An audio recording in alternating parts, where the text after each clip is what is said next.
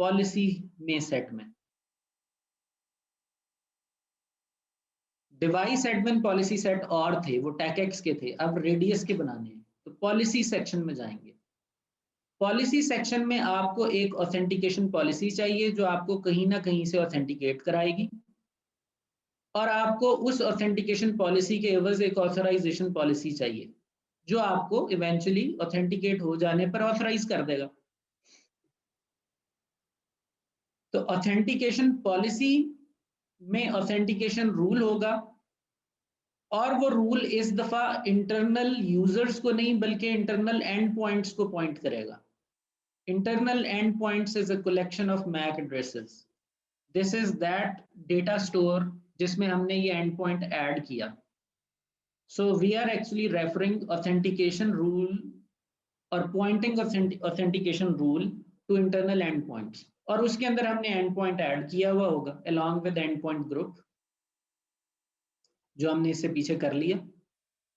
तो हमने रूल को अब इंटरनल एंड पॉइंट्स पे पॉइंट कर देना है।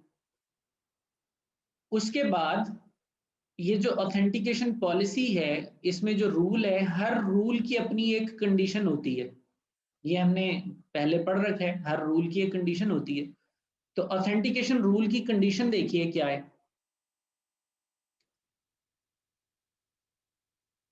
This is the condition of an authentication rule. Rule का नाम है मैब, और उसमें कंडीशन है वायर्ड मैब या वायरलेस मैब। ये कंडीशन स्टूडियो में बनी बनाई कंडीशन आती है, इसमें इस नाम से बनी बनाई कंडीशन आती है। वायर्ड मैब तो ये उन ऑथेंटिकेशन रिक्वेस्ट्स को मैच करेगा जो वायर से आ रही हैं। वायरलेस मैप ये उन ऑथेंटिकेशन रिक्वेस्ट्स को मैच करेगा जो वायरलेस से आ रही हैं, यानी ये सेंस कर सकता है कि कौन सी रिक्वेस्ट वायर से आई है और कौन सी वायरलेस से आई है। फिलहाल हमने एक ही रूल बना दिया है मैप का, और उसमें हमने कहा है वायर से आए या वायरलेस से आए, दोनों में से कहीं से भी आए, ये हमारी कंडीशन है। अगर ये कंडीशन मैच होती है तो उसको ऑथेंटिकेट करो इंटरनल एंड पॉइंट्स से। ये है हमारा ऑथेंटिकेशन पॉलिसी का ऑथेंटिकेशन रूल। अच्छा जी, ऑथेंटिकेशन रूल अलाइन हो गया। अब ऑथेंटिकेट हो जाने के बाद बात ऑथराइजेशन में चली जाती है कि अब इसको ऑथराइज करना है। उसमें एक रूल होता है, ऑथराइजेशन रूल की भी कंडीशन होती है, और उसके बाद एक ऑथराइजेशन प्रोफाइल पुश करनी पड़ती है। याद है आपको जब हमने एफएमसी के लिए ये काम किया था, तो एफएमसी की जो गुई एडमिनिस्ट्रेशन है वही रेडियस के जरिए करनी पड़ गई थी, तो तब हमने ये ऑथराइजेशन प्रोफाइल बनाई भी थी रेडियस की। ये वही ऑथराइजेशन प्रोफाइल है। तो अब देखते हैं ऑथराइजेशन रूल में क्या होगा।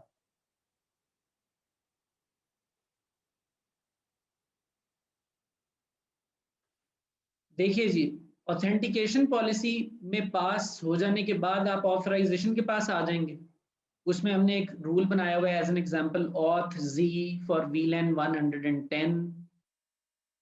इसमें हमने कंडीशन क्या लगाई है, आइडेंटिटी ग्रुप का नाम हो, आइडेंटिटी ग्रुप का नाम हो, लेट्स एज्यूम ये जहां अननोन लिखा हुआ है यहाँ पे आप प्रिंटर एज्यूम कर लें, क्योंकि हमने इससे पहले एक ग्रुप बनाया है प्रिंटर्स, तो वो ग्रुप का नाम यहाँ सेलेक्ट किया जा रहा है। जिस भी ग्रुप में आपने मैक डाला हुआ है हम उस ग्रुप को यहाँ मैच कर लेंगे, एंड जो आने वाला है वो वायर्ड के जरिए आया हो, या ये कंडीशन ना भी डालते एंड के साथ, अकेली सिर्फ आप आइडेंटिटी ग्रुप मैच कर लेते तो भी ओके था, but this is an option कि आइडेंटिटी ग्रुप जो है वो मिसाल है अननोन हो, वही जो 5 बिल्ट इन है उनमें से एक यूज कर लिया गया अननोन, और वायर्ड मैप हो, तो ऐसे लोगों को ऑथराइजेशन प्रोफाइल दे दी जाए VLAN 110।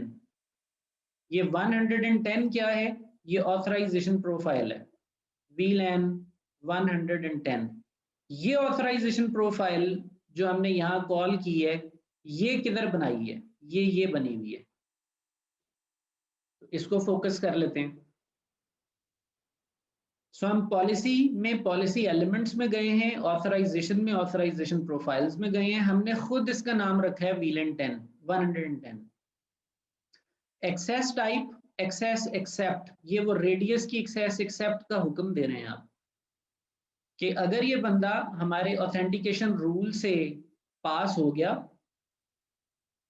और अब ऑथराइजेशन के लिए आया है और इसका ग्रुप XYZ है और ये वायर्ड मैप से आया है, तो हम इसको इसकी एक्सेस को एक्सेप्ट करते हैं। और साथ ही साथ अब ये ऑप्शनल है, अगली बात ऑप्शनल है, इतना कर कर छोड़ा भी जा सकता था। और साथ ही साथ हम क्या कह रहे हैं, कॉमन टास्क्स में जाके इसकी VLAN पुश कर रहे हैं आइस से, तो हम कह रहे हैं कि इसको VLAN 110 में डाल दो। ये एक हमने इजाफी काम किया है। ये ना भी करते तो एक्सेस एक्सेप्ट की इंस्ट्रक्शन पर पोर्ट ओपन हो जाती, बट वो VLAN 1 में रहती। यहाँ पे आप VLAN नंबर आइस से कंट्रोल कर रहे हैं और आप बता रहे हैं कि वो फ्ला मैक अगर आए तो वो VLAN 110 में चला जाना चाहिए। तो आपके पास एक सेंट्रलाइज्ड डायनामिक VLAN कंट्रोल आ गया। Instead of defining VLAN on switch port statically, you are pushing VLAN on case to case basis, जिस तरह इस केस में VLAN 110 पुश की जा रही है। तो जब ये सारे कॉन्फ़िगरेशन पीसेस आइस की तरफ हो गए होंगे, एंड पॉइंट ग्रुप का बनना, एंड पॉइंट का ऐड होना, वायर्ड मैप की पॉलिसी का अलाइन होना ऑथराइजेशन प्रोफाइल तक, और आपके स्विच के अंदर रेडियस की कॉन्फ़िगरेशन हुई होना और स्विच पोर्ट के अंदर नैक की कॉन्फ़िगरेशन हुई होना, तो ये सारी चीज मिलकर आपको एक ऐसा यूज केस करा देगी that is known as wired map. आपकी पोर्ट तभी स्विच की ओपन हो रही है जब आपका मैक ट्रस्टवर्दी है। ये इसका फायदा है इस यूज केस का। अभी तक आपका किसी का कोई सवाल है तो बताइए और फिर हम इसकी लैब की तरफ बढ़ने लगे।